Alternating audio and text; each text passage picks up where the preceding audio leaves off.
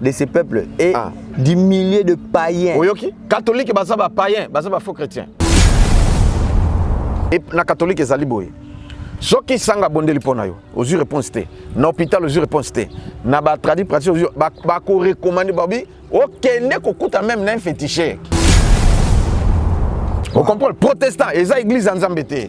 Ba faux chrétien. Parce que même des pasteurs, majorité, ba kota ba kisi et tout, et ainsi de suite. Donc, protestant à moi na catholique. A Bible biboyek. Il ne faut pas qu'un serviteur de Dieu azala assoiffé d'argent. Ce qui est à okuya na ba piège et belé à Satan. Maintenant moi c'est impoli, moi c'est infidèle bongo fanana. Tala hein. Fana tala moi c'est impoli qui est infidèle. Okufa. Okufa. Tala. Moi c'est fidèle. Bible recommande que boya yi. Kolata na bilamba. J'ai beaucoup à dire. Au moins que ozala besoin lamba. Yo lingika osepele lamba pandeko. Osepele lamba ya nini? Yango me bana nanga ya basi to balana balata na kabilamba na bana batu msute. Ya yemoko. Ya yemoko. Tout droit le lobe. Et yande asenga ka lamba ya pirier. Pirier la e apesi pe ya lati ake biske singala ka kende azongi banda wana. Molima kindumbe koti mwasi akoy mwasi à l'état. Mais est-ce que soutien et notre prière est que Nzambe mboka e bonga tia moto esengeli pona bongisa mboka ndenge ozu poste wana ndenge okomi na pouvoir peuple nde eponaki yo. C'est ça. Peut-être banomaki na mokonzi mais mokonzi na peuple ne moto eponaki mais ce que comme sala mabe yeba bien Nzambe ko rendre compte na Nzambe o umela te. Ah, oyoki dans un pays. Donc, ils ont encore promettre yoke yoko comme mokonzi, yoko salabo, yoko salabo, salabo. Même n'a pas apprécié yo, mais à cause de ma faute na yo, tu peux perdre. Et de celles pour lesquelles je t'apparaîtrai. Ah, oyoki, nzambe c'est déjà lobinini. Na makamusu nga mokonzi na ko bimela yo. Alobite que nini, mais alobi que je t'apparaîtrai. Donc na ko bimela yo. Soki na zoloba mingi ke, yeso melingai. Yeso melingai, ezate na sentiment na ngai. Ezande yé moko. Biso catholique, baza ba faux ba chrétien. Ba faux chrétien. Les vrai. Vrai. Vrai ou faux Papa Sonic Afuta vrai chrétien. Ah vrai chrétien. Vrai ou faux Mukuna vrai chrétien. Na habité.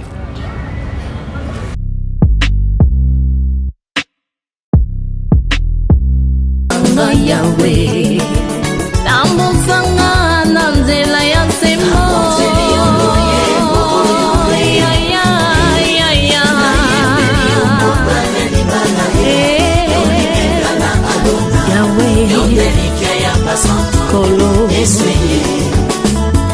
Yona papa bozali moko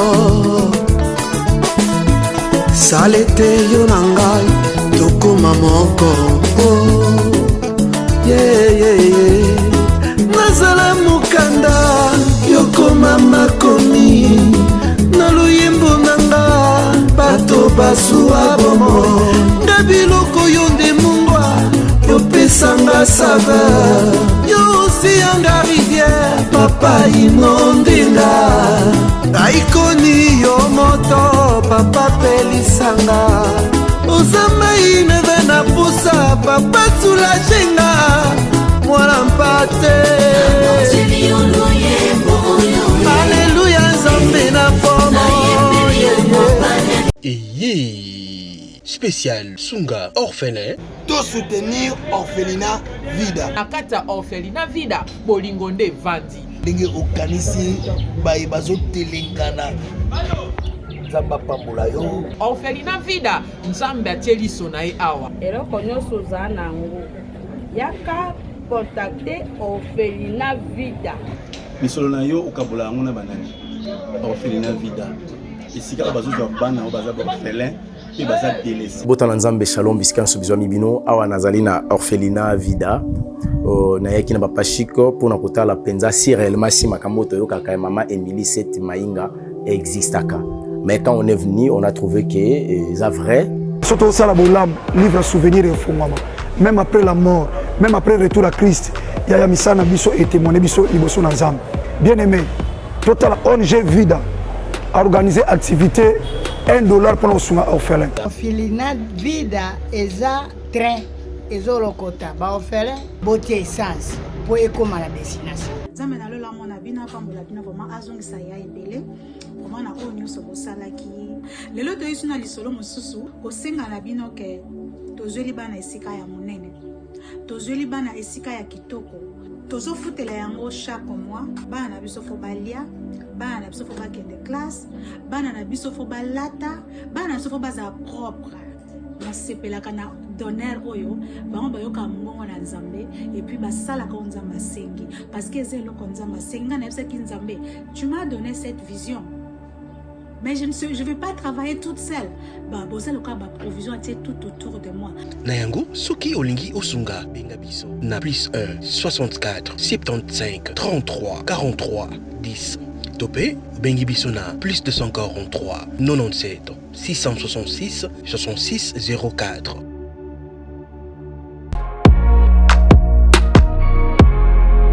Oui, je confirme des boutiques etikala moko na République démocratique du Congo. Miss Lo boutique a memeli biso poto na Kinshasa. Ah, merci mingi na maman Laura na ndenge o memeli biso poto na Kinshasa. Bonjour madame. Bonjour. Ah, les amis, Miss Lo boutique, tout est à l'arrivage de la France, États-Unis. Nous avons un prix de Kiko. Contre Kiko. Non, quand la bureau sur son baya, aïe, Tokinte, oui. Ah, Tokinte. Ah, les amis, Paris, États-Unis. Les amis, mélange. D'accord, la même différence tango parce que le rangeau par colibo, tu fais des tenus, tu vas pas moucher en Australie. Non, il pas habillé pour de ça à 48 heures. En tout cas, ma qualité na moni Moi na mama kobuka te. Soko lingi olata kitoko pe baye bayo yaka mbangu na Miss Lo boutique. Nengo okokuta basapatu bilamba ya basi maquillage mafuta ba parfum pe biloko mususu te poto kiti na Kinshasa. Pour mon abiso ezali pas cité. Tozwami bongo na avenue Victoire numéro 5 commune de Kasavubu. Topo bengi biso na téléphone na plus 243 85 64 11 889 0033 78 33 03 749. Olandelaka papa oyo nini omoni makambo nalandelaka papa wana mokolo yo jeune garçon kaka moko olembi papa limbisanga mpona dérangement biso bagene mikongo déjà ekufi bino bozosala ndenge nini mpo mokongo na bino ezala toujours efficace et le silence démarqué. Viens. Cabinet Dr Aladji 2022 Kimana Lombango chez Dr Ahmed Yakozwa Uko Force pour la faiblesse sexuelle, Aqua pour la hémorroïde, Acacia pour la prostate, Awika renforcé spermatozoïde, Iba pour la colisanzoto ya papa, Arariro pour la infection, Ahmed Azo soigné, Dr Ahmed Azo soigné faiblesse sexuelle, IST, hémorroïde, diabète, hypertension, hypotension, hypotension, stérilité, rhumatisme, épilepsie, myome. Bengabus 243 82 97 37 164. Soit Oye sur avenue Loubefou numéro 17 na commune Yalemba. Référence salle du royaume des témoins de Jéhovah. Pona Batwamiki Yalibanda. WhatsApp na 89 97 78 138. Olandelaka papa oyo nini omoni makambo nalandelaka papa wana mokolo yo jeune garçon kaka moko olembi papa limbisanga mpona dérangement biso bagene mikongo déjà ekufi bino bozosala ndenge nini mpo mokongo na bino ezala toujours efficace et le silence démarqué. Viens. Cabinet Dr Aladji 2022 Kimana Lombango chez Dr Ahmed Yakozwa Uko Force pour la faiblesse sexuelle, Aqua pour la hémorroïde, Acacia pour la prostate, Awika renforcé spermatozoïde, Iba pour la colisanzoto ya papa, Arariro pour la infection, Ahmed Azo soigné, Dr Ahmed Azo soigné faiblesse sexuelle, IST, hémorroïde, diabète, hypertension, hypotension, hypotension, stérilité, rhumatisme, épilepsie, myome. benga plus 243 82 97 37 164. Soit Oye sur avenue Loubefou numéro 17 na commune Yalemba. Référence salle du royaume des témoins de Jéhovah. Pona Batwamiki Yalibanda. WhatsApp na 89 97 78 138. Bozali ebele bokotala émission de partout na pesi bino mbote. Mbote bala nyonso ya Chebiso TV. Oui malamu na émission na bino réponse à nos questions. Yande ko na bino. Napesi moyini nanga mbote, moyini mbote, moyini bonjour, moyini nanga bonsoir. Mbote, Balagnos c'est Chebiso Télévision, très heureux de vous retrouver encore sur cette chaîne, la chaîne qui vous ressemble tous, Chebiso Télévision, une chaîne qui fait de nous de bons serviteurs et de belles servantes de Dieu. Merci pour cette confiance sur cette chaîne, la chaîne qui nous ressemble tous, Chebiso Télévision, déjà plus de 151 000 abonnés, déjà là 152 000 abonnés. C'est grâce à vous que nous essayons de faire mieux ce boulot, c'est grâce à vous parce que vos suggestions, vos commentaires, vos likes nous poussent à faire encore mieux ce boulot. Merci à tous nos abonnés partout dans le monde, et si vous n'êtes pas encore abonné sur cette chaîne, je vous demanderai de vous abonner massivement parce qu'il y a de très belles émissions que vous aimerez toujours voir partout, mais surtout il y a des points, il y a Bissi Makasi, surtout il y a Bananzambe ou Balingara, vraiment Kokota na ben Kolo. Merci à vous. Là où c'est écrit juste en rouge, s'abonner, appuyer, vous cliquez. Alors il y a une cloche qui va sortir. Appuyez sur la cloche pour avoir toutes nos notifications sur cette chaîne, la chaîne qui nous ressemble, Chebiso Télévision. Merci à tous nos techniciens. Merci à Denis et Elias à la réalisation. Merci à Chris derrière la caméra ainsi qu'à l'assistance de mon frère que j'aime tant, Joyce Lokamba. Il est toujours avec nous. Merci. Et sans oublier l'église Mema. Ce ne sont pas nos équipes techniques, mais là c'est notre église, mission évangélique Maranatha. Ça se trouve juste dans Yolowana, na Ara Mabanga, côté la police à Mabanga, donc église Nabisu Zawana, église Mema et la chaîne Je suis Lokamba TV. Abonnez-vous massivement de l'autre côté, c'est toujours nous. Là c'est second d'hiver et puis second souffle. Voilà, aujourd'hui on est encore là pour la énième fois, notre énième numéro avec cet homme de Dieu que nous respectons tant, que nous aimons tant. Tolingaki tellement mingi, tozarana pour ça tozarana. Et c'est une émission moro, il y a battu même tout commenter place wana ke Brad papa je suis à Kendab, na ça qu'on capture. Mais aux émissions na été. Les émissions tout mususu. Donc voilà, aujourd'hui Tosongi, na papa, vous savez que à part Kozana Biso Azapé na engagement et belé surtout dans l'église partout, donc le lot Tosongi Susunaye, to continuer mois de juillet, to me taper sur moi les solos, il y a comment à fond la église à même. Donc au fan de la sous moi quelques points wana avec papa je suis Lokamba. Papa n'a pas son beauté. Merci beaucoup frère Brat. Bonne santé. Santé spirituelle ça va. Santé physique. Physique ça va, moral ça va. En tout cas 5 sur 5. Vraiment. Nicole Belé oui que dans commentaire avec émission bato miso soumet. Ba comme langa Brad au salon mais ouais papa je suis. Papa qui ouais. Naza mutu abato. Vraiment. Donc nalingi bango mingi, bango balinga mingi. Vraiment. Et voilà juste ça. C'est ça le vrai amour. Vraiment. Boni même. Même en tout cas santé spirituelle nango, physique, morale, très bien. Très bien. Kuna siko ezotok.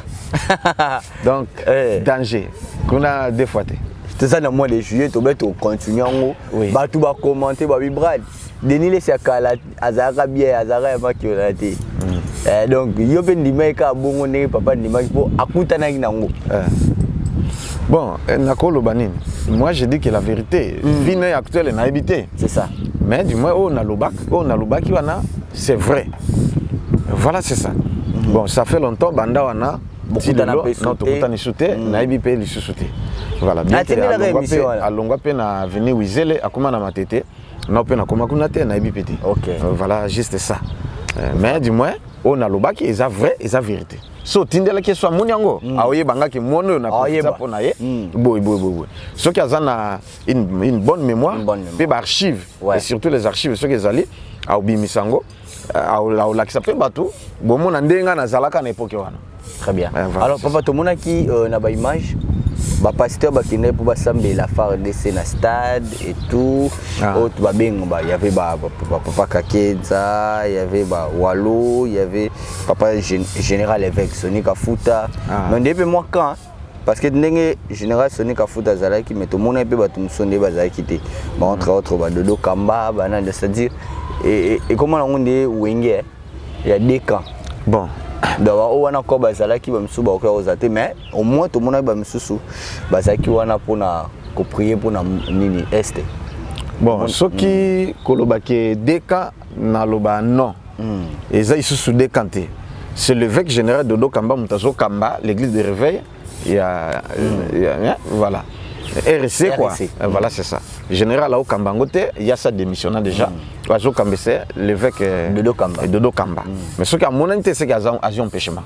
Voilà, il n'y a pas de polémique. Voilà, parce que l'évêque de Dokamba a respecté papa, général Sonika Foot. Ah, d'accord. En tout cas, Azam mon aboto si. Ok. Bon, on a mon yango et puis il y a mon général a déclaré. Très bien. Voilà, Azo respecté étant que papa. Ah, d'accord. Il n'y a pas étant que moi. Donc, bako. D'abord, conflit médiatique. Et ça, il y a conflit médiatique, mais si il n'y a rien. Peut-être à un empêchement, il y a été, mais ce qui au moins époque comme ce salamaka prière et ce qui est zalani kuna junior encore ba bengaka évêque de Dokamba zalaka tout ba PCP général a fongo la prière à salaki pengo et puis voilà il n'y a pas de polémique là-bas. Voilà. Mais on dirait influence moro quand on ça la webé ça jouait qu'il fallait prière na est et tout. Mais normalement, et Sengeli tout soutenir à 100% armée nabiso pe gouvernement nabiso. Tout montrer que to lingi mbokati. Et bon ndengni yo o lingi mboka mais au bon de la pona ngote yo ko finga ka bakonzi. Ainsi de suite. Non, la Bible et le bongote 1 Timothée chapitre 2 verset 1 à 4. Donc non peut ça va verser mingi te na peut ça tamké. On comprendre volonté ensemble pour nous les humains. Ah, il faut tant que vivre dans mokili, yeba volonté ensemble ezali nini ponanga. Volonté ensemble ezali nini pona mokilo nzamba tindinga. Parce que personne a senga nzamba bota na pays boy. A senga nzamba bota na famille boy. C'est ça. A senga nzamba bota na sexe topé à moi c'est to mobile. A senga nzamba te abota na tribu boy consort. Donc tu se retrouves que ozana papo et mamoyo ozolo ba langue ainsi de suite oza peau noire nini ainsi de suite. Voilà c'est ça. Alors, place Nzamba Tindio Linga Yango. 1 Timothée combien? 1 Timothée chapitre 2, verset 1 à 4. Voilà, verset 1 à 4. J'exhorte donc, avant toute chose, à faire des prières, des supplications. Na lendi sibino, c'est la parole qui le dit. Na lendi sibino, yamba makamunyoso, à faire des prières et des supplications. C'est ça, des requêtes et des actions de grâce. Des requêtes pour tous les hommes. Pour tous les hommes. Pour le roi et pour ceux qui sont élevés en dignité. Voilà, bon, si koyo. Est-ce que oyoki place nzamba ofinga wana ke to finga bakonzi pour na koloba été mutu yo soza élevé en dignité, même président de la République, même azala chef d'état-major, azala général, azala nani tout batu yo soza élevé en dignité. Abi il faut te prier pour na bango. Mais est-ce que soutien et notre prière est que nzambe mboka e bonga tia mutu esengeli pour na bongisa mboka. Est-ce que vous comprenez? Ce mutu obebisa nous avons aussi la capacité ya ko la prière pour que mutu ango nzamba longola. Et oui, il y a cette capacité de le faire. Et puis, il y a salama. Mais au Loban, il y a que Facha Sala demande. Mais oui, et c'est quoi dans le Loban? Et ça a tout bomba d'archives. Bomba c'est raté ton nonzonga. Et ça, problème, c'est frère Brad. Ngala, c'est fait là. Ngala, c'est fait là. Bon, ce qui est raté, ça, problème, il y a aussi qu'on a zolo baboye. Mon condition comme mon conduit, il faut ça la bola, mon peuple c'est là. C'est ça. Pour peuple, la voix du peuple, c'est la voix de Dieu quelque part. Nzamba yokaka. Il y a un moni awa na Juge chapitre 9. Na zopé sa verset pour na otanga. Et au mona siko Juge chapitre 9 ni nezoloba. Verset 22. Voilà, tout en a Juge chapitre 9 verset 22. Chapitre 9 verset 22. Voilà. Je lis au nom du Seigneur. Abimelech avait dominé 3 ans sur Israël. Alors Dieu envoya un mauvais esprit entre Abimelech et les habitants de Sichem. Wow. Et les habitants de Sichem furent infidèles à Abimelech, qui est le roi. Voilà. Afin que la violence commise sur les 70 fils de Jérubal reçut son châtiment et que leur sang retomba sur Abimelech. Voilà. Sauté tanga 54 à 57. Voilà, 54 à 57.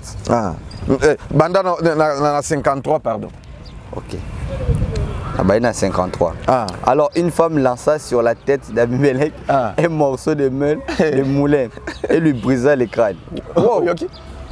Moi aussi à Bambi, donc Abimelech, lokola bando sala mabe peuple ebondeli nzambe oyo te alongwa oyo te nzambe oyo azoboma mboka oyo azo sepelisa subiso te parce que azo sala mabe mais Dieu envoya quoi un mauvais esprit na babita na quand t'as pas na Abimelech mauvais esprit quand t'es pas Abimelech pour Abimelech bando sala kaka mabe pe mabe on est même na liwa et tango pe bitumbeye guerre ye Abimelech pe ake guerre et comme kuna moi si azali kutu na guerre te a tellement qu'il kola mire a monika ka Abimelech azoleka azuka ka moi morceau ya libendale a bambiango ba écraser crâne mbala moka Abimelech akofi. C'est une honte d'une femme qui n'est même pas militaire. Nabumio abomi roi akufi. Wow. Ni salamaki parce que ya baneko boma batu. Na batu a Gédéon, oyelobi Gédéon, bana na ye. Asilisi bango na koboma pona ya régner. Asali mabe et nzambe nde siko tini mauvais esprit. Yango siko tozo senga na bakonzi bazola nanga. Ndenge ozu poste wana. Ndenge okomi na pouvoir. Peuple nde eponaki yo. C'est ça. Peut-être banomaki on mokonzi mais mokonzi na peuple ne moto eponaki. Mais ce qu'on comme sala mabe, yeba bien nzambe ko rendre compte na nzambe. O umelaté. Tu peux perdre aussi. Jérémie chapitre 17 verset 4. Ah verset Ezoya, si on a appelé ça verset mingité pour tous attendre ko vraiment. Voilà. Totanga suka. Tanga. Avant to kota la ma mususu. Ah. Pour na question mo na tunawa. Jérémie chapitre 17 verset 4. Voilà. Sojango, voilà. Voilà. Jérémie chapitre combien? 17 verset 4. 17 verset 4. Ah. Voilà. Tu perdras par ta faute. Oko perdre. Que je t'avais donné. Oyoki? Oko perdre pour la faute na yo. Oko perdre loko nzamba pesa yo. Perbi, je te servirai à ton ennemi. Ah, oui, okay. Dans un pays. Donc, ils ont promettre yoko comme mokonzi. Yoko salabo, yoko salabo, salabo. Même n'a pas pesi yo. Mais à cause de ma faute na yo, tu peux perdre. Ou perdre pesi aux zangi mutum saji. Et oh, tu n'as payé au yebi même pas. Ah voilà. Ah voilà, c'est ça, c'est la parole du Seigneur. Sigo, bon, petit c'est un peu la côté la polémique, mais la polémique t'es. Question entre parenthèses. Oui. Est-ce que qui peut quoi arriver la carte RC, to SCC, catholique, nini pour n'avoir que le moins on a RC. Mais la place oppose à la regroupement. Vous savez collecte des formes pour boyer, vous savez si peut pour boyer des militaires à est. À part la prière. Pourquoi pas? Wenga a 100 millions de francs congolais. Il y a une musique à Betaki. Au Babaki, il y a Bandoki, Banane, mais il y a 100 millions, il y a Mbonga, au petit peuple qui nango. Bakangisi 100 millions, il y a 40% revenu na bango. Bakopé sango na est. Na ba soda. C'est une bonne chose. Et puis, pasteur, nous sommes pas ça, nous avons la salité, nous sommes sincères, nous avons la salité qui n'a pas mis un franc. Bazali. Nabi deux pasteurs basala pina collecte ti esili ba jupe ba pesi mais ba publier en côté. Ah ba publier quitté. Ah voilà c'est ça. Donc oyo yebani pour ba publier. Mais oyo ba pesi ba publier en côté. Ah d'accord. Et voilà c'est ça. Donc il y a ba offrande muso to ba ni muso ba osala et lo ba mité mutasali kana ndenge nkuku et puis a lobi botanga pe comme on a été. Basa nabi deux pasteurs basala bongo. Mais ngai na sali en côté. OK. Na prier mais s'il faut na j'ai occasion na sala na ko sala. Ah d'accord. Pénion ça il faut recommander au salara va qui boité. Mais il y a quelque chose qui est bon. Bon, il y a la recommandation. Ah. Na cause la recommandation. Ma bezani. Yo pesi. Mais qu'on est comité. Ah. Au moins si quoi. Bakonzi o bazui yango. Balie. Bazui ndambu muke batindi. Ndenge na yokaki ba mususu basali ba émission. Bazolo bake. Kuna ba soda est bazo vendre 20 000 francs. Ah. Ah, Moutazo Bunda, tiki moi si bana mais 20 000 francs. Bon, je ne sais pas ce qui est vrai ou faux, mais na vérifié c'est voilà, c'est ça. Monsieur peut bosser la capa ba bibi ça répéter ça ba konzi. Bon, je ne sais pas mais dis-moi ko poser acte wana eza malamu mingi mais ce qui comme eza malamu mingi koleka. Très bien. Voilà. Eza lokolo sungi orphelin, yo pesi soit disant ba pasteur ndeng baza na Kinshasa mingi na bato mususu orphelina, bozu bo pesi ya tie na poche. Aso mutuka, asali bo ba orphelin ba souffrir. Or c'est pas. Mais ko zana secret mo na kata na lobela ngote na tika entre parenthèses. Depuis to banane mission na beteli solo mo boite. Mais jour na kana ndako pene singa te bo de moni fe ni monga sala ka boy na sana zana batu moko boy na fana bena bi ata jour monte na medio beteli solo wana. Donc on a peut donc en coucou. Bon, na coucou na bimisa moi secret mais problème est na yebi yango mais dans alaka ouvert et sincère. que nzambe nga nazalaki orphelin nayebi pasi ya kozanga papa pe ya kozanga mama ya kokola epa na bato et puis ota okola epa na mutu mais so okola epa na mutu oyo aza bien azio lokola mona soki osali mabe akorrige yo eza mabe te eza bien parce que mwana nyonso babetaka ye bakorrigeaka ye mais ozomona ke injustice ya visa ke ozwi oyo lokola aza ya yo te osombeli eloko te me osombeli oyo ozokipe ozotangisa ye ozolatisa ye me oyo aza mwana bitinda ya konyokola ya kobeta mwana mabe nde ye oyo ya malamu nde ya yo ocomprendre biloko wana et ça fait mal c'est ça alors tango sikoyo nzambe asungi nga nde nazali na bana ya baorphelin oyo pe baza na charge na ngai à 100%. Vous comprenez sikoyo baza na tata te baza na mama te alors nafutaka ndako na yolezo nafuta ndako kolia kolata baotanga na école ya gratuité te ya enseignement te baotanga na privé place au bana nga bazotanga bango baotanga wana vous comprenez voilà sikoyo ocha bango na même ligne naza na injustice te si fona pesa mbonga transport ya chaque jour bakende classe kolata na bango so moni ye ondima te kaza orphelin ou orpheline donc azolata bien lokola bana nyonso ezate nga na boyaka mingi ke mutu aye na elamba ezala za na poto to awa elamba bana na ye balati ti ebebi ekomi ya kobwaka ekomi ya tina te nde asangisi koli aye pesa ba orphelin libonza na nzamba futaka te o comprendre nzamba futa bato basala bongo te so ozo considère mona na considère pe bana baza pe bana c'est fort ki opeseka ilamba alati kapona zanga c'est pas bon parce que nga na traversa ba époque wana na viva yango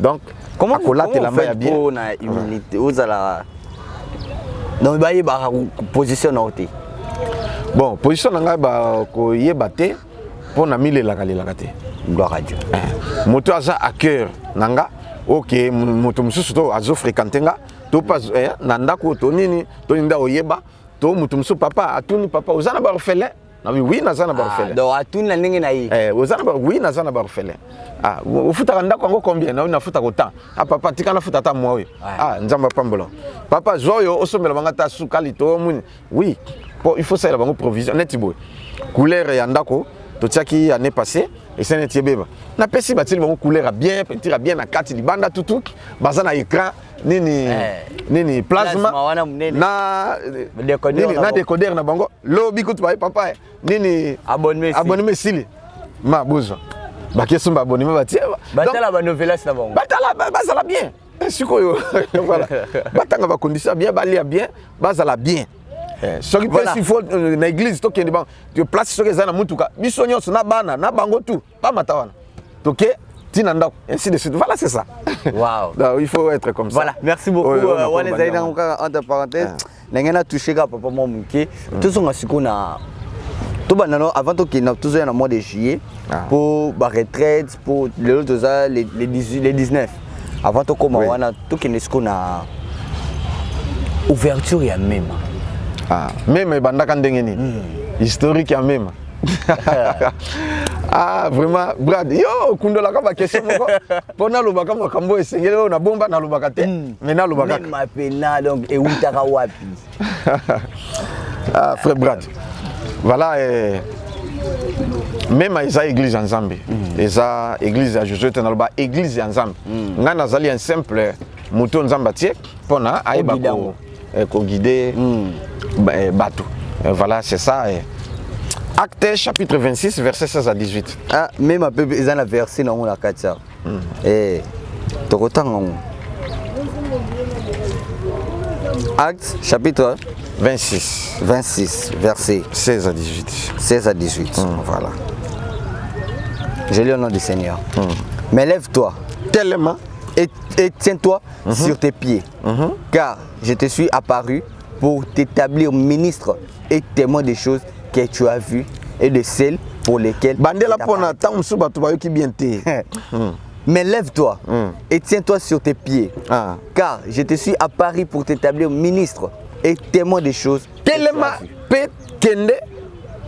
Pour te natie yo ministre na établir nani ministre ya makambo yo moni pe oyo koyoka pe mususo na kolobela yo voilà tanga version na voilà et de celles pour lesquelles je t'apparaîtrai. Ah, oyoki, nzambe déjà lobi nini? Na makambo musu nga moko nzambe nakobimela yo. Alobi te ke nini, mais alobi que je t'apparaîtrai. Donc nakobimela yo. Soki nazoloba mingi ke Yesu abimeli ngai. Yesu abimeli ngai, eza te na sentiment na ngai. Eza nde ye moko. Wow. Vous comprenez? Ye moko. Aponi ngai, nayebaki ete, ye asali ke nayeba ye, abimeli ngai, pe abimela kanga, ou atinda ba ange na ye. Tonini, voilà, c'est comme ça. Voilà. Alors, à 17 abi, je t'ai choisi au milieu de ces peuples et du milieu de païens. Oyoki, catholique, bah ça va païen, bah ça va faux chrétien. Oh. Bah chrétien mais non pratiquant. Or un chrétien non pratiquant, azali faux chrétien, azali païen. Vrai chrétien, azali chrétien pratiquant. Comment chrétien non pratiquant et pratiquant? Je peux expliquer même mon coussé. Chrétien non pratiquant, azali chrétien ou yazo tosa. Makambo Yesu azolobate. Parce que être chrétien, c'est être comme Christ. Et si un faux chrétien, c'est-à-dire, il a pratiqué Makambo Yesu azolobate. Mais un vrai chrétien, ils allaient chrétiens, il a pratiqué Makambo Jésus-Christ aloba. Comme fit les apôtres. Vous voyez? Il y a des disciples, il y a respecté à la loupe Makambo Jésus-Christ à Sala. Voilà. Comment on reconnaissait les disciples de Christ? Mais dis-moi, tu as verset le kebelete pour comprendre quelque chose on a zoloba. Ba ko reconnaître disciple Jésus même dans langage na bango. Même dans la télé na bango. Même dans conduite na bango. Même bizarre na bango. Ba ko reconnaître Pierre babite yo zalaki na Christ yo. Ba ki était babika yo zalaki na Christ. Comment na ekaka morphologie na ye ndenge na koloba na ye. Voilà c'est ça.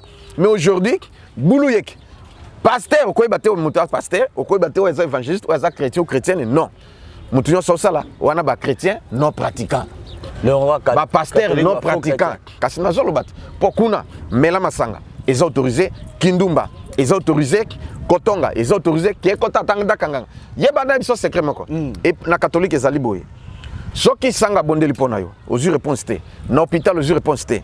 Na ba tradi pratique ba ko recommander babi. Ok, n'est qu'au même d'un féticheur pose la solution. C'est pourquoi ils sont trop charnels à cause de ça. Ce qu'on yebi yango tem na yebi so yango. Wow. Ouais, parce que na yebi bisko nga na outil. Ouais. Yango yeso azolo ba que j'étais choisi. Au milieu des païens, au milieu de ces peuples. Pona nini? Ah, j'ai choisi au milieu de ces peuples et au milieu de ces païens vers qui je t'envoie afin que tu leur ouvres les yeux. Pona fungola yo misu. Pour qu'ils passent les ténèbres à la lumière. C'est ça. Pour na olongwa na ténèbres kotana na lumière. Wow. Et de la puissance de Satan à Dieu. Olongwa na force ya Satan, na puissance Satan, aucune na puissance ya Nzambe. Pour qu'ils reçoivent par la foi en moi le pardon des péchés, l'héritage et la sanctifier. Sanctifier, excusez-moi. Pour na ozabolimbi subo masumu pe obika. Okoma pe mo santo. Vous comprenez? Protestants, ils ont l'église en Zambété. Bah, faux chrétiens. Parce que même des pasteurs, majorité, et tout. Et ainsi de suite. Donc, protestants, c'est moins catholique. Donc,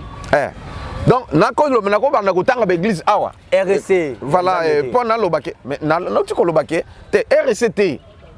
RSC est allié institution. Ils ont composé. Ba église. Maintenant na kati na RSC, to na ba église au coup tapé, na ba vrai, na ba faux bazali. Ba mankioniste, ba nani ba ya babanga nzambe tout bazali. Ba occultiste. Ba occultiste bazali. Ba babanga nzambe bazali. Ba oh ba soki l'ordre de Melchisedec bazali. Ba kabal juif bazali. Ainsi de suite. Voilà, sikoyo pona kolobake. Ba chrétien non pratiquant, atazo sambela, atazo gêné. Mais Azoto Samaoube il est chrétien non pratiquant. C'est ça. Mais biso tozali ba chrétien avéré et pratiquant. Oya kindengeni na ouverture même. Ah, merci beaucoup. Na ya kindengeni pour église fungwama mema oyozoka mema. 1 Corinthiens. Bon, na pêche déjà verset liboso. Tanga ya mbale 1 Corinthiens chapitre 16 verset 22. Bongo na kota na tokota siko na ngo. 1 Corinthiens chapitre 16 verset 22. 1 Corinthiens chapitre 16 verset 22. Si quelqu'un n'aime pas le Seigneur, qu'il soit anathème. Anathème c'est maudit. Ce qui m'a lingué Yesu te, soki moto alingi nkolo te azala na elakeli mabe mais batina suka maranata maranata oyoki sikoyo sikoyo na ngi expliquer maranata qui veut dire Jésus revient nde maranata. OK un jour nabetaki lisolo yango naibaki teke na kofungola l'église parce que je souffrais je n'avais rien alors Yesu ayobi melanga na butobi kende fungola église a prier pour ngai. Ah, vous comprenez? Voilà, en détail c'est ça. Bien que loba nyonso te na loba pour peuple ba et origine ya église même. Abondeli pona donc nazalaki libanda na osambela na fukamiti tanga melingai nazalika fukama il est déjà zalaki à 1 mètre. Ayo mon fils kende fungola l'église. Mais na lukata discussion te ngani na komo raisonner na banda ndengenini. Naza na isika la tête, naza ta na infate à part moi téléphone nazale nango ya ba touche parce qu'on a linga molaso pour nini pouvait que na pile ko ya te na linga molaso yango pe ezalaki na po et permettre na talaka sikoyo na wana be kwa saison ya na mutu na ngai donc zaka na téléphone wana ya ba molaso wala voilà ndia pesi au moins deux versions na pesi yo ya apesanga na moko o ya liboso wana ya acte des apôtres wana après atenga loboko tanga atenga loboko noki lokola courant et kotinga na lengi abi kendo fungo l'église a disparaître na bi oh bon no banandenge ni équation ne bandiko baluka na mutu na ngati tant na sisi prière tongo petani bon na bimi na ngati esili na ye ba 11h tozolanda 12h nde na fukami na osambela na sambele mingi te na okambala mon téléphone et sonné na kati na bi na moni numéro ya sœur Élysée Mbuke mona ya papa Mbuke to ebani na église ba bengana kanga bano sambela na ye voilà alors na yambi boye bato ba olela sœur li comme hotel papa akufi papa akufi nini ça fait longtemps to kabwana na ye habite à Bella à kota hôpital na Saint-Joseph a sali 6 mois ali akate atambola kate ka loué ba le skana ba sonde ba moni que ça ne va pas ba transférer na clinique universitaire kuna sali 8 mois alors mbongo et si la zali mandataire mbongo et si là tout nde balobi tobima tozonga po obikate soki akufi comme ça to tibe na morgue alors depuis 3 heures akufaki ndeto bandoli la titi lo ngala ko lela idée ki ba maintenant na morgue zate ba leli titi ba ji ba azaka na chambre ba leli titi nde ba idée ki faut que na morgue mais ndesere ayube ngai na bo zelanga na zoya ngape na ba ki peteke akose kwa te ngaka na loki loko moko ke mbo zelanga na zoya nde na ye bato bazolela tu talaka responsable na famille na ye famille amosi na ye bana bazao nana bakoko oui aza boti aza na chambre na yu toke na chambre wapi mama yaka toke ngai na ye na mosi na ye tokoti na bike mwana na ye ya liboso dirambu ki aza na Suisse aola nanga aibi histoire voilà bon ezali kamote que moi je suis sincère c'est ça voilà frère dira landanga voilà il peut aussi témoigner c'est ça tokoti na chambre to sala prière nde to bando sala prière to bondili papa 30 minutes à prière maintenant qui ba na tia loboko na libum na tia loboko na libum nkolo na réclamer esprit na ye ezonga esprit ya papa ezonga à vivre tout na bondeli titi et si na oki bazo bisanga isu na lito ike tika yebsa bango asekui na longoli pe loboko mais papa bouger nete na bi sœur Élysée nzambe bisanga ki papa asekui botika na bino lela ça va ici to bimi ngamu tasuka bimi mama bimi yepe abimi ngana bimi tasuka na kangi porte papa pe azaka de matandaki so bomono ndeli boma siko bango ba c'était pasteur lo bien bo tikolela papa sekui mais yo mo mona ta sinité ko bimo na zobima na komaka na balabala une foule nombreuse ya ba esprit mabe ba olanda ngai biso tozi moto na biso yo fungale okomona tokotika yote c'était ça tokotika yote na no tambola me yoka na sentir okola ke oppression moko bo donc bazwa kilenga ba isake mais ba toucher nga na zoto te bazula na ngai tozo keneti toka na komi na coin ya avenue Munzana na avenue Lukamawa na telemi wana paf na oki esprit kande latinga hein on a une colère sainte mais kanda molimo donc latinga mbala moko na bi bon ngana bino tozo suka awa oyo landanga no bomaye allez na gauche na matisi ko munza na pona bi makikwit na zonga place na kata una lubo paf na keno no ki pepele bakimi na kena komindako après quelques temps no ka bobenga ngo papa yaka papa zobenga ngala oh papa azobenga nga ndoka bango na sima tango ba bakimi papa te bokima te boya libanda le bakimi papa te bokima te na seku boya oh nini botsela nga mena sukola asukoli bopesa kiti na vanda avandi botsanga bilo nalia ba devrait bilo ko ba pesa alia bopesa radio atu radio atie hayibo bengala nga mona wana ndeba benga na komiana de ba relater ndenge oyaki aussi de ba bisi nde ba benga yaka papa benga oh na ye na vandi pe kiti ngwana to sambele si ngana seka papa ndeni ndama na maladi zaina ngwana nyoso to eki ndenge nini ngala papa bien abi papa na éviter sur na personne mbongo nyoso ici là na iso na l'autre côté mais lupanga ngo yo fongo l'église oyoki lupanga ngo fongo l'église oyo no saba siko nazaina ngai no jeune onini te ezaka prière ka normal nde na sala ezate na sala prière moko spéciale non ezaka yesu nde asepeli ke na fongo l'église mais église nde to bandi na kombo ezalaki te to bandi na salon ya papa na ngai papa wana mwasi na ye na bana na ye nde to bandi na salon intercession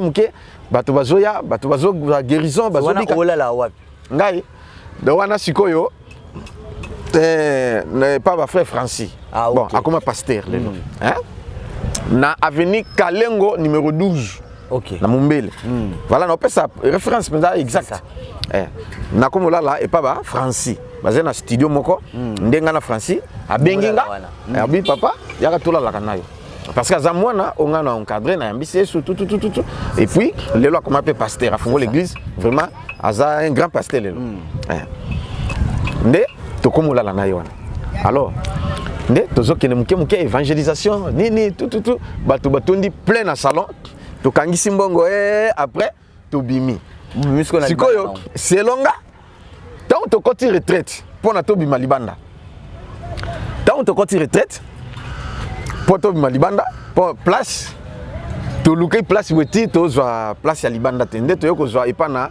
na kipata ipana papa Bruno après wanande to yoko zwa siko place bien na kipata numéro 24 OK et pas ba John Mystique place wanande vali solo voilà on a beta solo nde to luka kombo ya kotia église ngai na lingana tiande Bethlehem ngai moko na ba église okomo lango église Bethlehem tant to côté retraite na kati ya retraite to kotaki nzamba lobeli plus de 5 personnes même kombo oyo ya Maranatha nga moko nano apesi ngai verset tant on atangi verset abisinga ozoluka comme église tanga verset tant on atangi verset na moni Maranatha bi voilà c'est Maranatha mission évangélique Maranatha mission évangélique Maranatha ah bon ça va ce qu'on a ici mututé elle repose to si prière n'a posé question na bi siko église c'est longa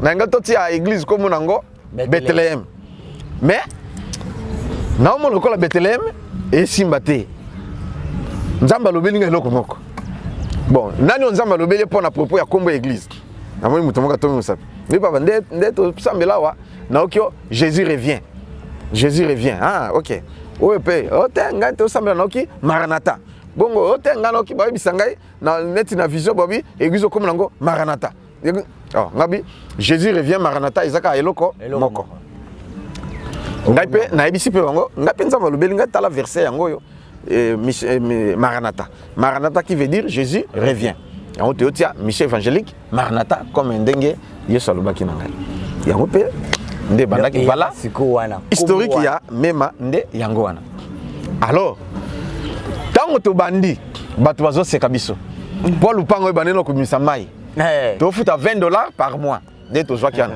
non clôturé mai lupango yango ezalaki bien te ezalaki propreté ezali pe na bakisi bakunda nde na beta lisolo mais tango toye wana pona to banda bon to sengi bakiti to tie to vani na ba intercesseur na bon to prier to zo possession ici koy net bando prier Yahweh na bibele Yahweh sa to zo prier na zo ngamo na tina banzembo ba nini to zo yemba ba sujet tout ah nzamba talisinga na bite nzamba talisinga likam bakisi bakunda na lupango yo mais bakisi loko bakunda toza na tante yo take timola ndenge ba faux prophète basala ka tio batimola ba misate bakisi no tozo neutraliser ngo kufa nyoso tu ebeba mais mususu ko timola tate to timola te mususu ezo bima yango moko nzamba talisinga ale to bondela tala eto tozo bona ka Yesu azali yawa Yesu aza to kama bile zote ezola kuku mulangia awa na bakisi bimi yango moko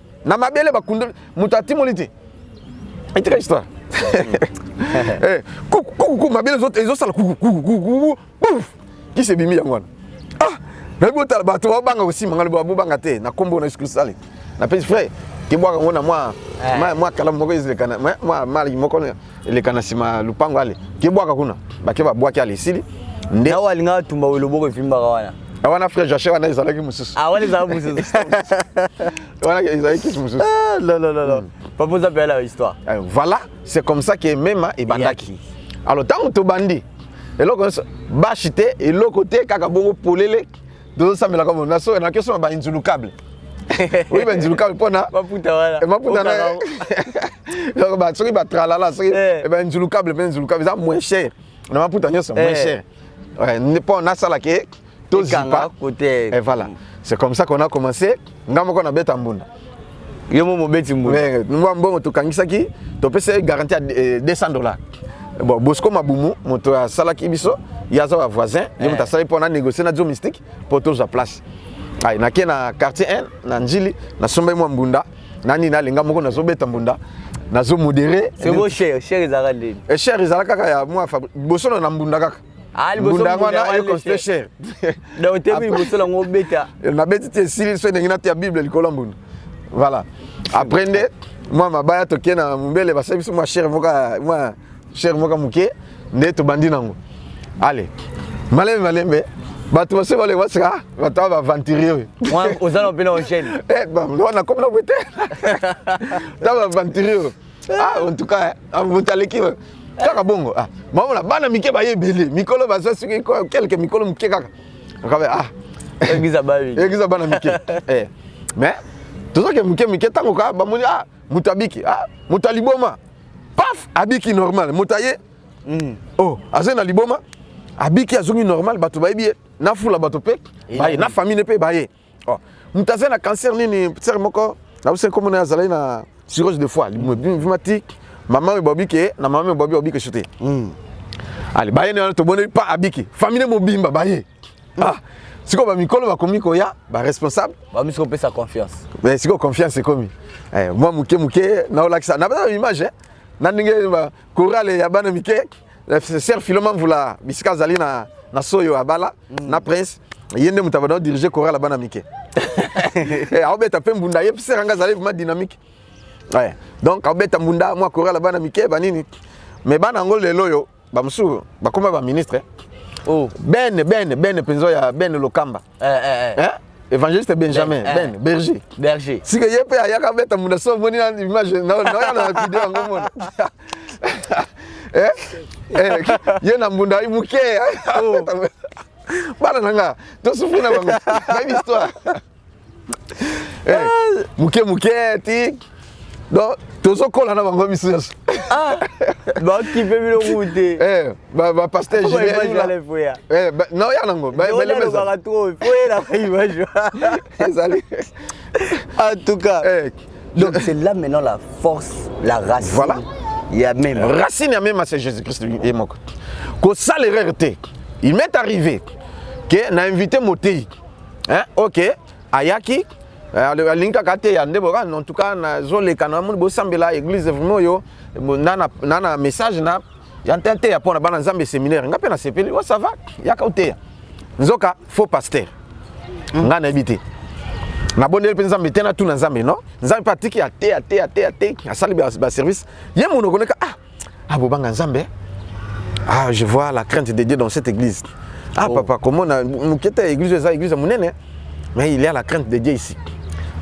Avez insisté à Kalikambango, oui, il y a la crainte de Dieu ici. Mais tant que tu prière, mais balambelier, nani tout aye nandako, batile biloko, nani ni asuko maboko, abondeli aller oui. Yo pe crainte ensemble pe leki. Ngamela kananga, ngabi kasi batelo mai na secret abite ba secret za biloka sukali nini ngamela penza masanga ngabi masanga wapi Ntoma aza potre Ntoma masanga wapi na yuka ke olinga note menga melaka po bible les autorisé ngombe okopesa nga verset bible les autorisé mais Timothée ngabite ya Timothée ezate bible autorisé Timothée ezalaki 20 de table oyo Paul a recommandé qui est à cause de ce qui allait et ça les passe dans les boumou ndeko don Paul est moko bana melate mais a recommandé Timothée et zala comme que petanga bani ko sala yango bon prophète 31 on est allé on donne divin à ceux qui périssent donner des liqueurs forts na bato bazuka so tango yoka donner des liqueurs forts à ceux qui périssent enfin ou aux pauvres pour qu'ils oublient leur pauvreté et leur souffrance. Est-ce que nous ne sommes pas des pauvres? Même ici aux Ozanga et Yakolia, mais nous sommes riches en Jésus-Christ. Vous comprenez? Voilà, c'est ça. Pauvre, les attaques, c'est ça. C'est lui qui périt. Nous sommes tous profiter. Nous sommes les vivants. Est-ce que nous sommes les vivants? Voilà. Bato ba kufi. Nde bangwana nde bato ba mela ba kufa na bango. Jamais. On Thomas a expliqué na erreur.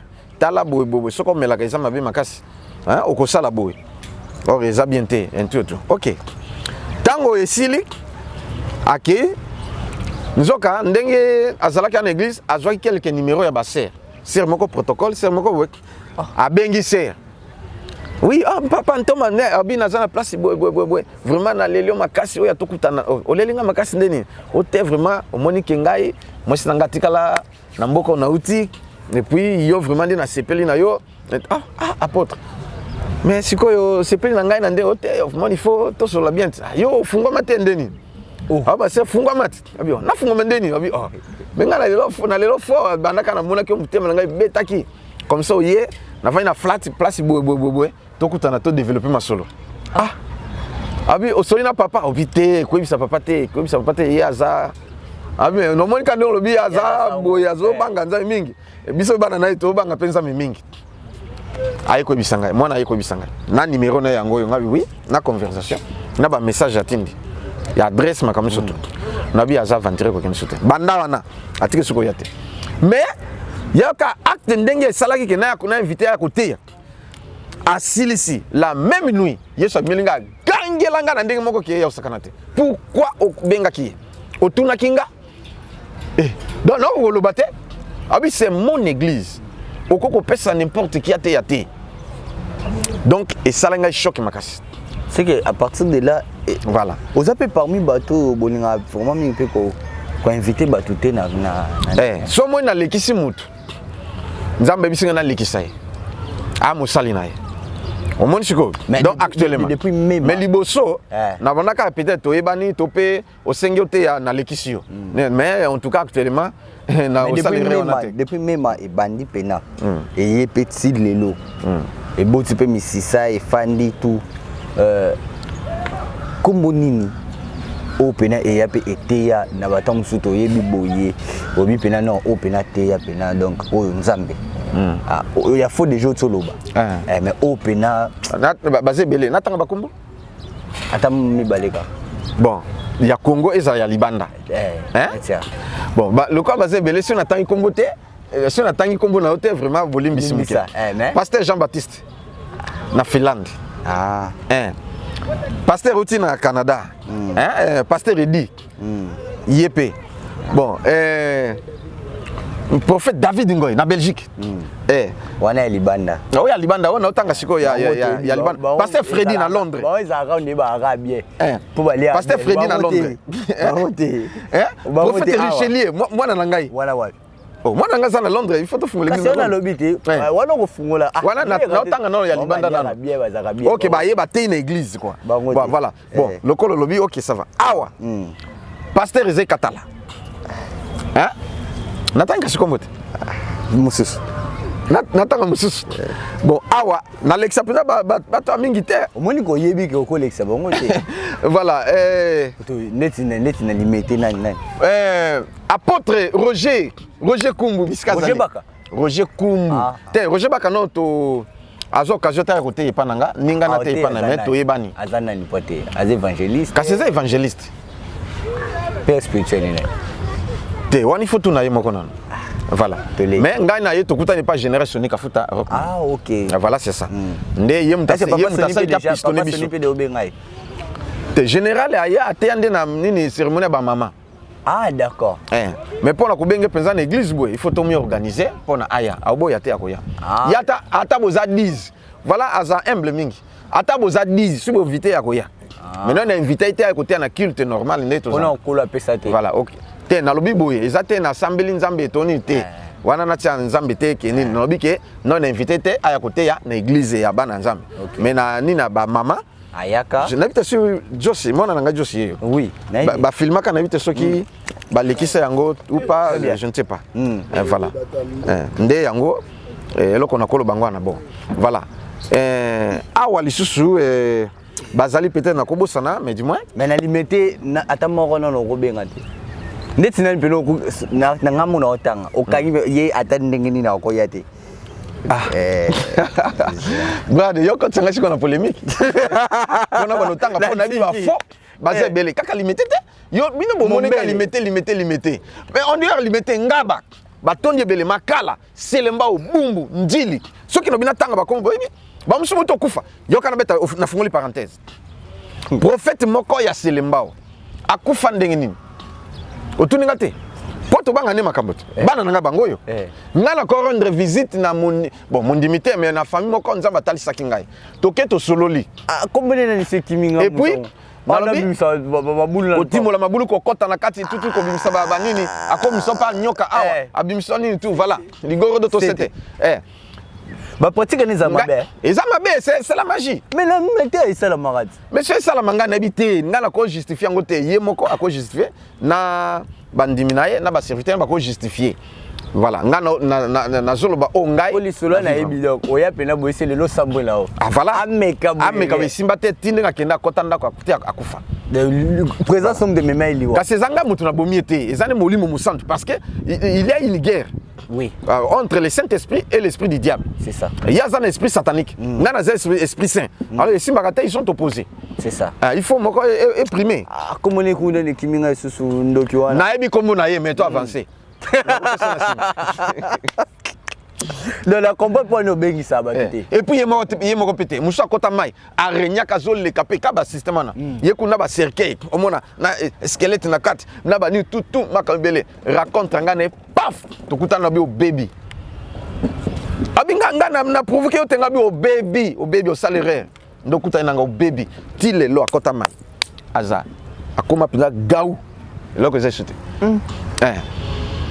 Moni nazana raison oyebaka na OK okobengisa te po ba fo baleki tale belé avant il faut na yeba yo bien il faut vraiment nzamba lobelanga soki te ote ya te otanga moko na te ya to pe ben ate ya to ba serviteur e ozomona na église bateya ata kuto o zala ba jipi ba mi eloko te ote ya te eza église ya Yesu ngana bwena memangamo po Yesu nde ozongela ngai. Moi déjà, la souka. J'ai beaucoup à dire. Mais au moins que otuninga mituna na lobiti mais likambo esengena loba tala na yo loba ndesikoyo. Moi déjà. Mais siko boya loba koki. Te, na koki te. La tanga ba message yo. Et bi que émission to sala qui prochainement, précédemment ba message écoute tellement belé. Oui. Eza bande comme ça na tanga ba kombote, ba ser musu baza ba mboka libanda. Abi, bonsoir papa, je suis. Donc, à Salenga va transfert. Abi, Azana Belgique. Je viens encore témoigner. Donc, à Yeli sous témoigner.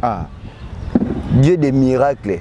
À Sali, nandaku nanga na pesa ki sujet de prière pour nandaku et puis mobali azalaki na infidélité alobaki nanga nzambe akosala olobaki na ye nzambe akosala pe asali papa na yebi te ndenge nini nakumisa nzambe asali miracle makasi mobali atiki nzela wana pe a confesser donc ndenge azoloba na pena ba prière ya robot yango wana mutu esali biloko to koti robot tozokuta chiffre 7 chiffre 7 et linkoloba la perfection et linkoloba le repos et linkoloba la paix et linkoloba l'achèvement. C'est ça. Et plusieurs autres mystères, ils en ont 4 il y a chiffre 7. Bien qu'il y ait lobaki fois passée, mais si koyo na une attente verset moko bon Deux Chroniques chapitre 15 verset 1 à 14. C'est ça. Ah nzambe dangai. Deux Chroniques chapitre 15 verset 1 à 14. Voilà, 1 à 14. Yoka. L'Esprit de Dieu fit sur Azaria, fils d'Obed. Et Azaria alla au devant d'Assa et lui dit, écoutez-moi, Assa et tout Juda et Benjamin. L'Éternel est avec vous quand vous êtes avec lui. Si vous les cherchez, vous les retrouverez. Mais si vous l'abandonnez, il vous abandonnera aussi. Parce que l'Éternel est avec vous. Et si vous les cherchez, vous les trouverez. Si vous l'abandonnez, il vous abandonnera aussi. C'est ça. Donc, il faut que Luka Kanzambe. Mutala, message na yango ya. Pour un chiffre 7 et là tayo bien. Zalaka n'habite de Luka Kanzambe. On cherche Dieu. Et Dieu se cache. Très bien. Aux Hollandais. Très bien. Bon, moi on ça va verser mingezate. Babi ke nzamba batamaka. Mais il faut que Luka. Nzambe soko luki okutani na ye. Afuta mbala moko.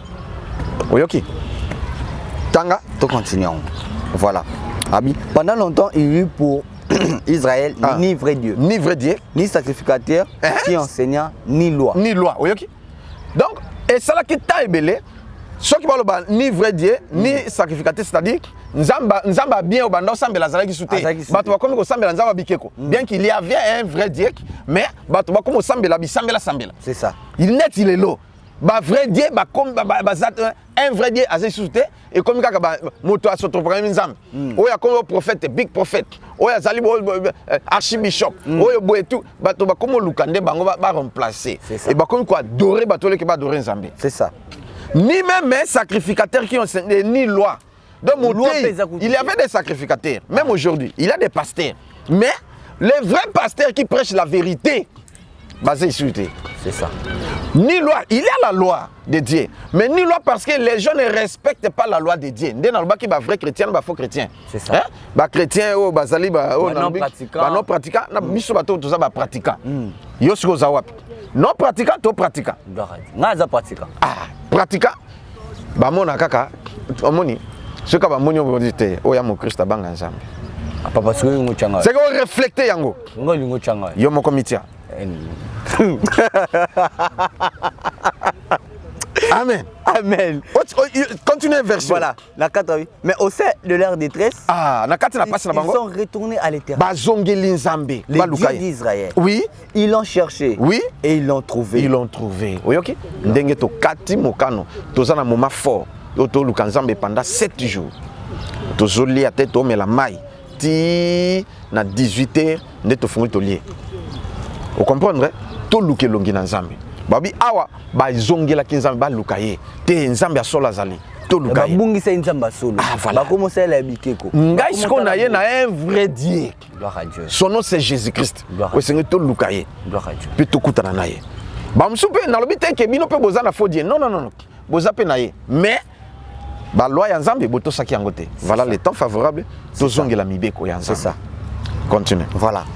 Dans ce temps-là, à point de sécurité. Point de sécurité en ce temps-là. Voilà. Point de sécurité pour ceux qui allaient et venaient. Car il y avait des grands troubles. Des grands troubles. Parmi tous les habitants du pays. On s'est heurté peuple contre peuple, ville contre ville. Ville contre ville, parce que nation contre nation. Les agités par toutes sortes d'angoisses. On comprend ce qu'il y a. Tozwaka satana, toleta satana ber. Makamsu satana etali satana tazolela. Satana bima kende. Nzambe zoka satana te. Satana kuta pe nzambe. Est-ce que ngai yo moko zotala tala. Et tala tanga. Satana otuna. Ah tuna nzambe c'est makambo c'est nga vraiment c'est zanga. O guerre est ce zangai. Mboke zo bonga te est-ce que zanga vraiment ngai satana na sali eloko te. Yo moko nzambe mtu. Nzoka nzamba lobi eloko la ba luka vrai Dieu te. C'est Dieu qui les agitait de toutes ces choses. Ba trouble, ba insécurité, ba kuluna epai, miyibe epai. Mankioniste paille, tout, parce qu'il n'y a pas un vrai Dieu. Les gens n'arrivent pas à chercher le vrai Dieu. Ils n'arrivent pas à respecter la loi du Seigneur. C'est pourquoi Dieu les agitait de toutes les angoisses. Ah, voilà. Il suffit seulement de retourner pendant Zambé, de loukaye de tout cœur, le vrai Dieu. Bien que ils vont souffrir, parce que le vrai Dieu. Mais le vrai Dieu, tu as souffrance.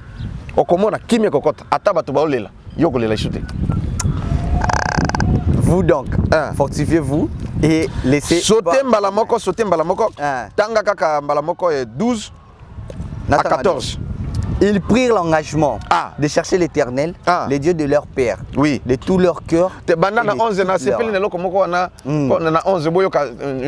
Ces jours-là, ils sacrifièrent à l'Éternel sur le butin qu'ils avaient amené 700 bœufs et 7000 brebis. 7000 brebis. Vous voyez que chiffre 7 wana na quantité. Yangwana.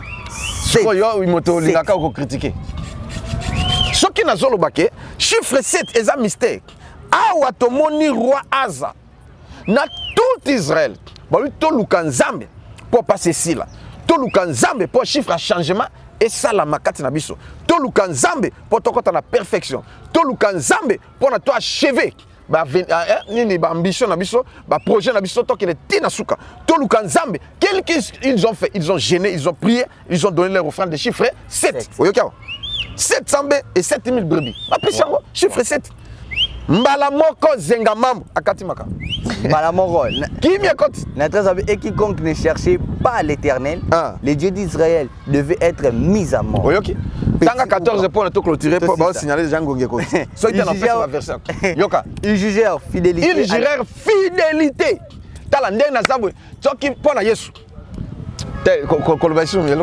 Parce que j'aime tellement Jésus d'une façon exagérée et puis je l'aime, je suis et je resterai fidèle à lui. Je suis un chrétien avéré et attaché à Christ.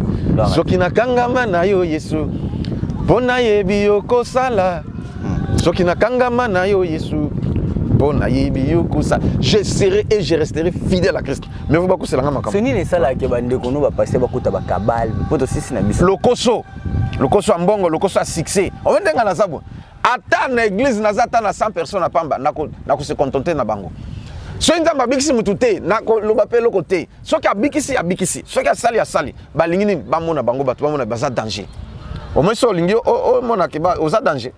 Et si so ki pe le koso ambongo eleke pa mosala nzambe. A Bible le biboyek. Il ne faut pas qu'un serviteur de Dieu azala assoiffé d'argent. So ki tek a okuya na ba piège et belé à Satana. Tosilicité. Pendant on a sur le bâtiment brad. Bon nous bon kata kangai. Makambo yo na zolo beza très important bana za babika. Verset 6 au tanga te. O c'est quand la 6 aga wana. Te tanga verset 14. Boluka makambo. Ils jurèrent fidélité à l'Éternel. Ba jurer fidélité na Nzambe. Avoir honte bagani makasi. Na makasi. Ngai na kozala fidèle na Jésus-Christ. Avec des cris de joie. Connaître langai. Avec des cris de joie.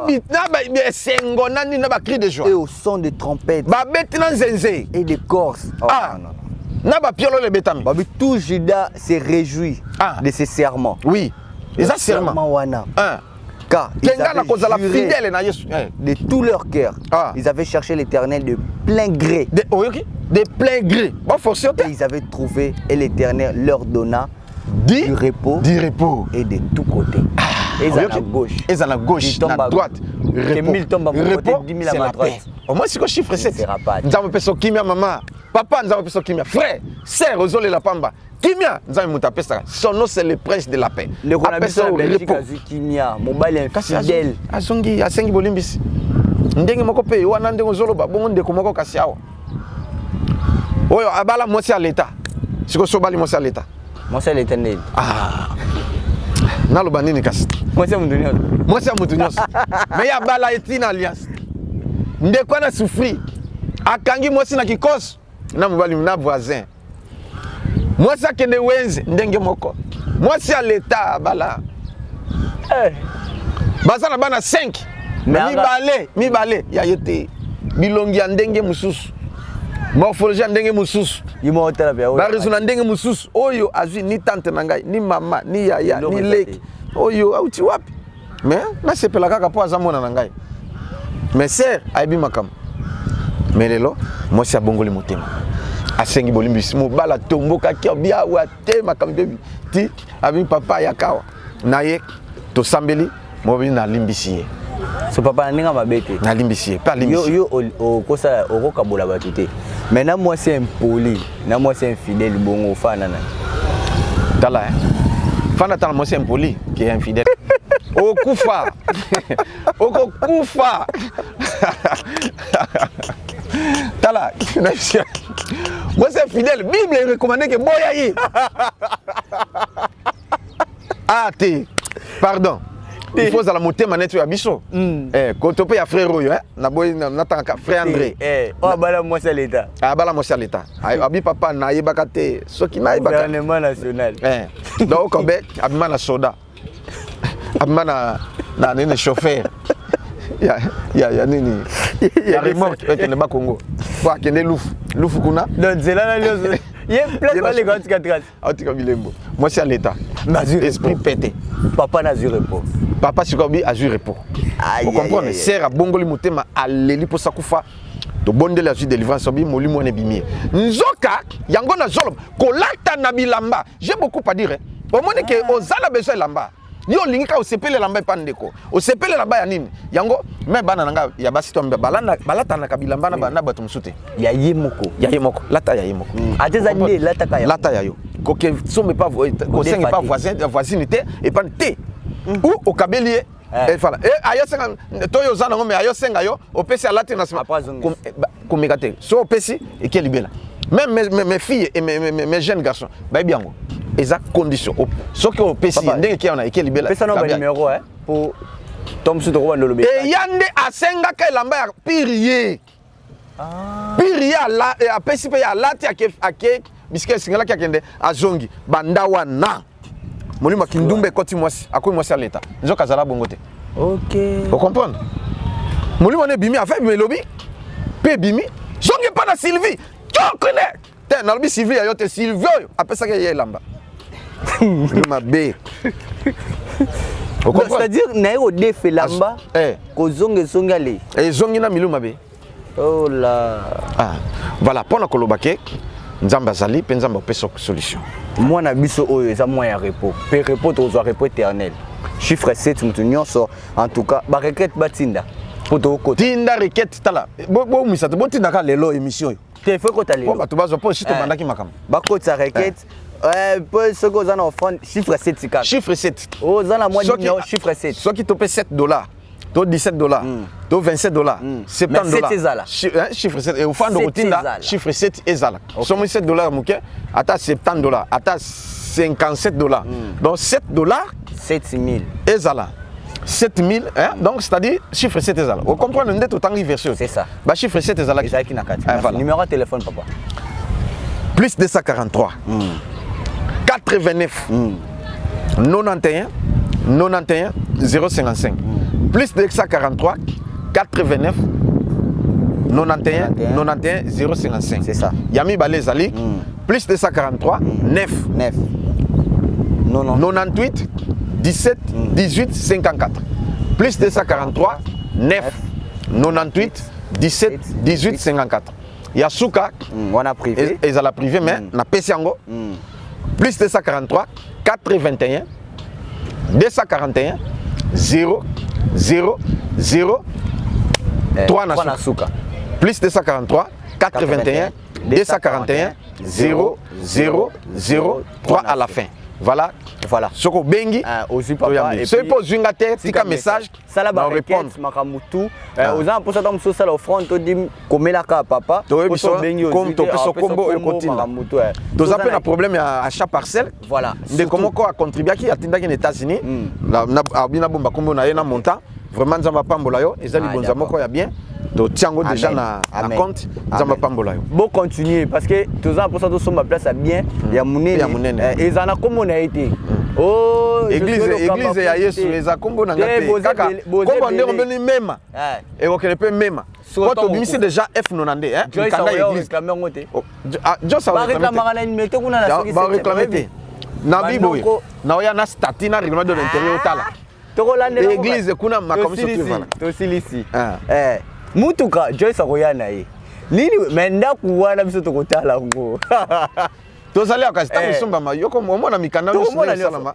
tokolakisa bana nzambe yango tosisi na biso question moka vrai faux olobi na biso eteke olobi na biso catholique baza ba faux ba chrétien ba faux chrétien c'est vrai vrai faux protestant ba faux chrétien vrai vrai ou faux papa Sonic Kafuta vrai chrétien vrai chrétien vrai faux bola na makambo bato baloba nete parce que beaucoup tane boité vrai ou faux kaka vrai chrétien vrai faux mukuna vrai chrétien naibité.